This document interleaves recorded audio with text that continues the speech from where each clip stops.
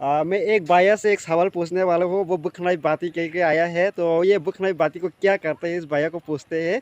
चलो ये पूछ लेते हैं।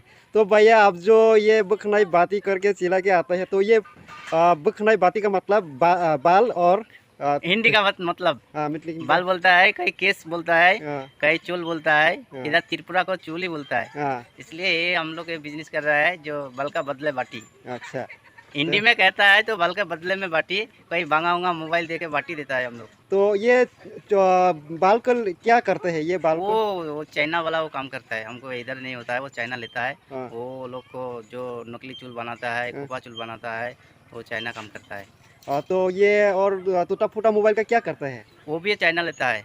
तो अब ये बिजनेस से वो सर्किट को लेता है। वो लोग क्या बनाता है हमको मालूम नहीं है। अच्छा। हम तो लोग को जो कुछ ये पैसे बिजनेस मिलता में है, आप कब से ये बिजनेस में है? ये हम 1 साल हो गया, 1.5 साल हो गया।